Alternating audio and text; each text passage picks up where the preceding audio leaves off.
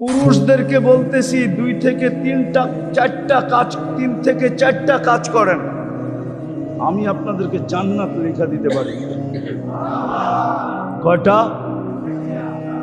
3 থেকে।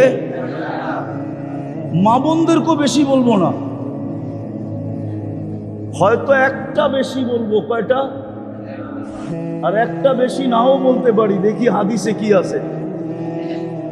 শুধু যদি 3 থেকে 4টা কাজ করতে পারেন, পারবেন? দিলে হাত রাইখা বলতেছেন তো?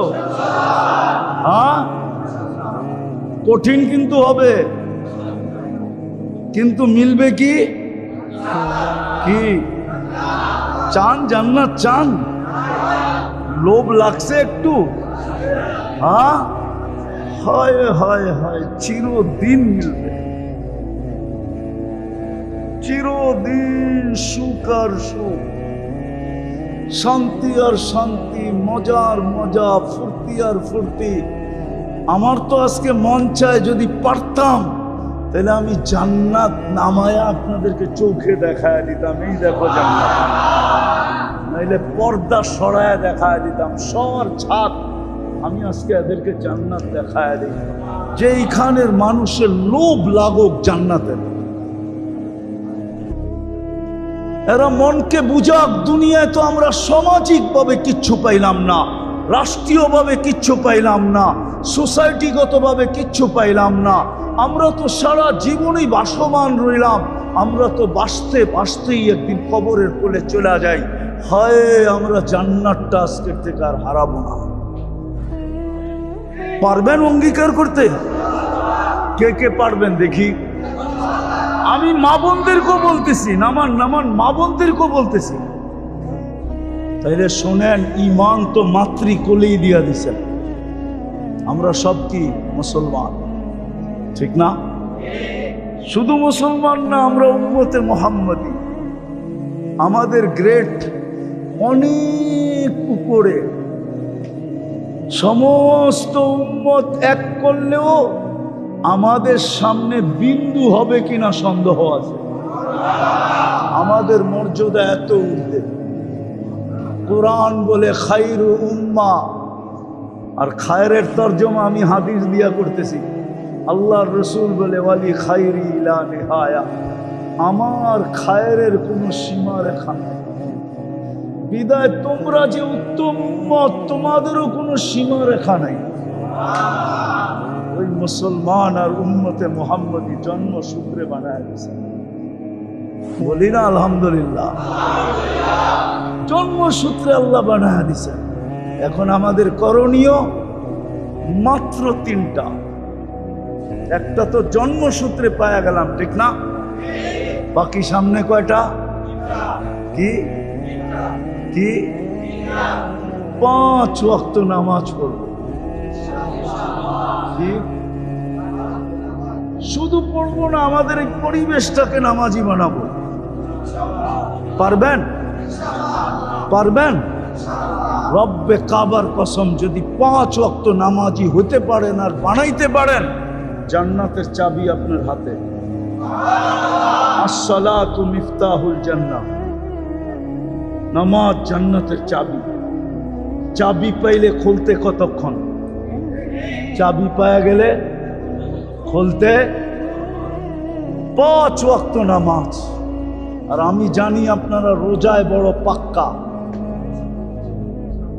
হ্যাঁ, সত্য তো না? পাক্কা না?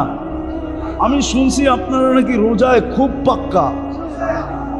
রোজার বলে আপনারা আপোষ করেন না, তাহলে রোজায় তো আপনারা পাক্কাই। 2টা হয়ে গেল, নামাজ আর নিজে নামাজি হব, পরিবেশকে নামাজি বানাবো।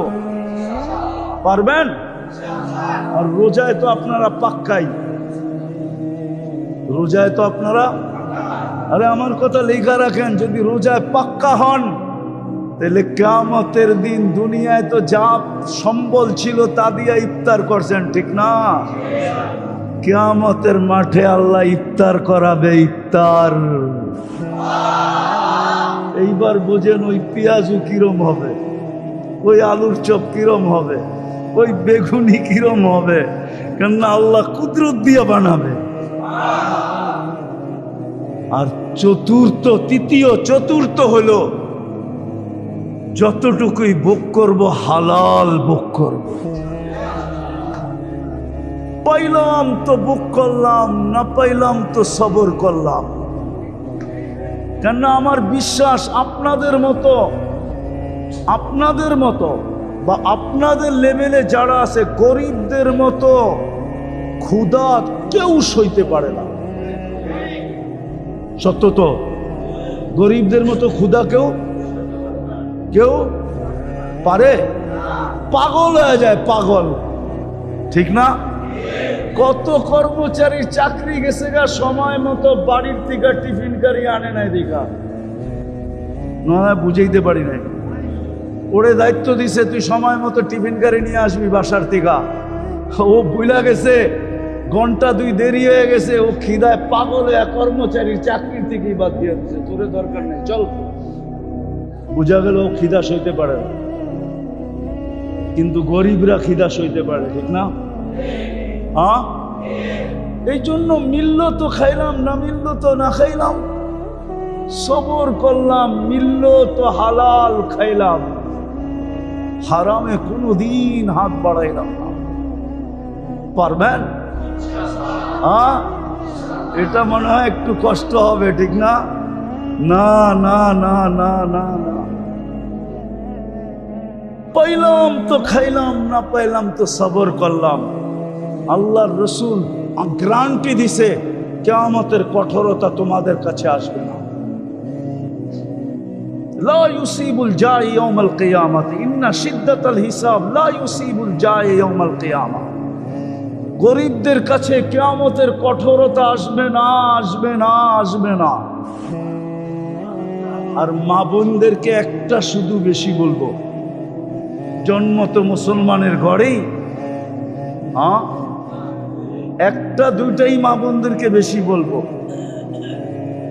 5 ওয়াক্ত নামাজ আমি মা বোনদের পায়ে হাত রেখাবো, 5 ওয়াক্ত নামাজ পড়বো।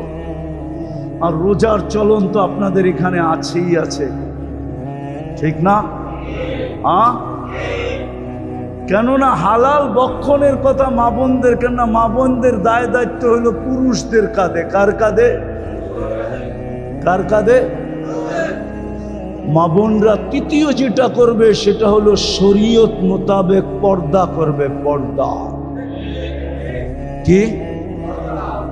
আমি মা বোনদের পায়ে হাত দিয়া বলি, এই সময় যেই মহিলা পর্দা করবে, খোদার কসম ও মরতে দেরি, জান্নাত পাইতে দেরি করবে না।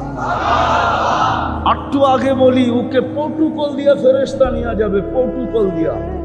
প্রটোকল বুঝেন? আগে পিছে ফেরেশতা ওকে নিয়ে যাবে জান্নাতে, যদি শরীয়ত মতে পর্দা করে। আমরাও আমাদের স্ত্রী মেয়েদেরকে পর্দা করাই, এতটুক পারবেন না? এতটুকের বিনিময়ে চিরদিনের জান্নাত, সাজানো জান্নাত, যা চাবেন তা মিলবে, যা চোখে লাগবে তা মিলবে, মন চাহি জীবন আল্লাহ দিবে। এতটুকুর বিনিময়ে কসম খোদার, এর চেয়ে বেশি আপনাদের জন্য কিচ্ছু নাই। ঈমান তো মাতৃকুলে মিলা গেছে, নামাজ পড়া, রোজা রাখা আর হালাল বকন। পাইলে খাইলাম, না পাইলে না পাইলে। আল্লাহর রসুল পেটে পাথর বাঁধতে পারছে, আপনি পারবেন না কেন? আল্লাহর রসুলের ঘরে মাসের পর মাস চুলা জ্বলে না, আপনি পারবেন না কেন? মা বোনদেরকে বলবো, ঈমান তো আছেই, শুধু নামাজ পড়া, রোজা রাখা, শরীয়ত মোতাবেক পর্দা করা। আর আরেকটা মা বোনদেরকে বলতেছি, স্বামীদের কদর করা। কদর কি? কদর বোঝেন কি? সম্মান করা, ইজ্জত করা, মূল্যায়ন করা, স্বামীদের কদর করা। কদর আজকে আপনাদের এইখানে না, আমার এন্টার সমাজেই স্বামীদের কদর নাই। বরং দেখা যায় গরিবের ঘরে কিছু আছে, ধনীদের ঘরে তো আরো কদর নেই। শুধু থাকে একসাথে, কিন্তু কোনো স্বামীর কদর নাই। আমার কথা মাইনা নেন, মিডিয়া আমার কথা চলে যাবে। থাকে ওরা একসাথে, কিন্তু স্ত্রীর দিলে স্বামীর কদর নাই যতটুকু কদর করার দরকার। তারপরও গরিবদের ভিতরে অনেক আছে, অনেক কি জান দিয়া স্বামীকে বাঁচাইতে চায়। আলহামদুলিল্লাহ, এটা গরিবদের ভিতরেই আছে। তার ভিতরে সত্য তো আপনি মানেন? গরিবদের ভিতরেই আছে, জান দিয়া স্বামীর ইজ্জত করে, জান দিয়া বাঁচাইতে চায়।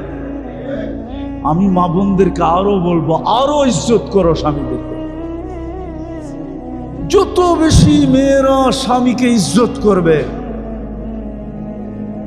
বুখারীর রিওয়ায়াতে আছে, তাকফুরনাল আশিরা, তাকফুরনাল, স্বামীকে অসম্মান করা, ইজ্জত না করা জাহান্নামে যাওয়ার মেয়েদের সবচেয়ে বড় কারণ।